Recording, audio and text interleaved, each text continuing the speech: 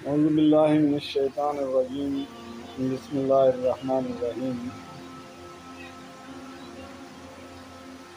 اور کہو اگر اللہ کی مشیت نہ ہوتی تو میں یہ قرآن تمہیں کبھی نہ سناتا اور اللہ تمہیں اس کی خبر تک نہ دیتا۔ آخر اس سے پہلے میں ایک عمر تمہارے درمیان گزار چکا ہوں، کیا تم عقل سے کام نہیں لیتے؟ پھر اس سے بڑھ کر ظالم اور کون ہوگا جو ایک چھوٹی بات گڑھ کر اللہ کی طرف منسوب کرے یا اللہ کی واقعی آیات کو جھوٹا قرار دے۔ یقیناً مجرم کبھی فلاح نہیں پا سکتے۔ یہ لوگ اللہ کے سوا ان کی پرستش کر رہے ہیں جو ان کو نہ نقصان پہنچا سکتے ہیں نہ نفع، اور کہتے یہ ہیں کہ یہ اللہ کے ہاں ہمارے سفارشی ہیں۔ اے محمد صلی اللہ علیہ وسلم، ان سے کہو کیا تم اللہ کو اس بات کی خبر دیتے ہو جس سے وہ نہ آسمانوں میں جانتا ہے نہ زمین میں؟ پاک ہے وہ اور بالا و برتر ہے اس شرک سے جو یہ لوگ کرتے ہیں۔ ابتداً سارے انسان ایک ہی امت تھے، بعد میں انہوں نے مختلف عقیدے اور مسلک بنا لیے، اور اگر تیرے رب کی طرف سے پہلی ہی ایک بات طے نہ کر لی گئی ہوتی تو جس چیز میں وہ باہم اختلاف کر رہے ہیں اس کا فیصلہ کر دیا جاتا۔ اور یہ جو کہتے ہیں کہ اس نبی صلی اللہ علیہ وسلم پر اس کے رب کی طرف سے کوئی نشانی کیوں نہ اتاری گئی، تو ان سے کہو غیب کا مالک و مختار تو اللہ ہی ہے۔ اچھا انتظار کرو، میں بھی تمہارے ساتھ انتظار کرتا ہوں۔ لوگوں کا حال یہ ہے کہ مصیبت کے بعد جب ہم ان کو رحمت کا مزہ چکھاتے ہیں تو فوراً ہی وہ ہماری نشانیوں کے معاملے میں چال بازیاں شروع کر دیتے ہیں۔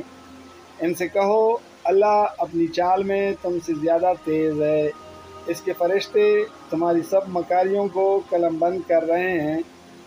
وہ اللہ ہی ہے جو تم کو خشکی اور تری میں چلاتا ہے، چنانچہ جب تم کشتیوں میں سوار ہو کر باد موافق پر فرحاں و شاداں سفر کر رہے ہوتے ہو اور پھر یک باد مخالف کا زور ہوتا ہے اور ہر طرف سے موجوں کے تپیڑے لگتے ہیں اور مسافر سمجھ لیتے ہیں کہ طوفان میں گر گئے، اس وقت سب اپنے دین کو اللہ ہی کے لیے خالص کر کے اس سے دعائیں مانگتے ہیں کہ اگر تو نے ہم کو اس بلا سے نجات دے دی تو ہم شکر گزار بندے بنیں گے۔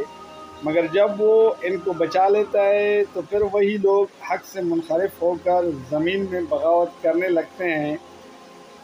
لوگو، تمہاری یہ بغاوت الٹی تمہاری ہی خلاف پڑ رہی ہے۔ دنیا کے چند روزہ مزے ہیں، لوٹ لو، پھر ہماری طرف تمہیں پلٹ کر آنا ہے۔ اس وقت ہم تمہیں بتا دیں گے کہ تم کیا کچھ کرتے رہے ہو۔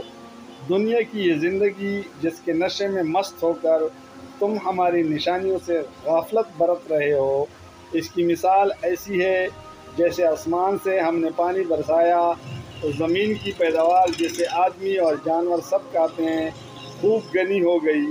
پھر عین اس وقت جب زمین اپنی بہار پر تھی اور کھیتیاں بنی سنوری کڑی تھی اور ان کے مالک یہ سمجھ رہے تھے کہ اب ہم ان سے فائدہ اٹھانے پر قادر ہیں، یک رات کو یا دن کو ہمارا حکم آ گیا اور ہم نے اسے ایسا غارت کر کے رکھ دیا کہ گویا کل وہاں کچھ تھا ہی نہیں۔ اس طرح ہم نشانیاں کول کول کر پیش کرتے ہیں ان لوگوں کے لیے جو سوچنے سمجھنے والے ہیں۔ تم اس ناپائیدار زندگی کے فریب میں مبتلا ہو رہے ہو اور اللہ تمہیں دارالسلام کی طرف دعوت دے رہا ہے۔ ہدایت اس کے اختیار میں ہے، جس کو وہ چاہتا ہے سیدھا رستہ دکھا دیتا ہے۔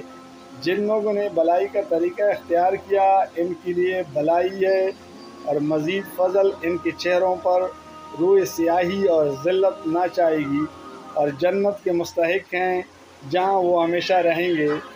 اور جن لوگوں نے برائی کمائی ان کی برائی جیسی ہے ویسی ہی وہ بدلہ پائیں گے۔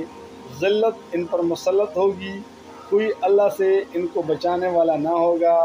ان کے چہروں پر ایسی تاریکی چھائی ہوئی ہوگی جیسے رات کے سیاہ پردے ان پر پڑے ہوئے ہوں۔ وہ دوزخ کے مستحق ہیں جہاں وہ ہمیشہ رہیں گے۔ جس روز ہم ان سب کو ایک ساتھ اپنی عدالت میں اکٹھا کریں گے، پھر ان لوگوں سے جنہوں نے شرک کیا ہے کہیں گے کہ ٹھہر جاؤ تم بھی اور تمہارے بنائے ہوئے شریک بھی۔ پھر ہم ان کے درمیان سے اجنبیت کا پردہ ہٹا دیں گے اور ان کے شریک کہیں گے کہ تم ہماری عبادت تو نہیں کرتے تھے، ہمارے اور تمہارے درمیان اللہ کی گواہی کافی ہے کہ تم اگر ہماری عبادت کرتے بھی تھے تو ہم تمہاری اس عبادت سے بالکل بے خبر تھے۔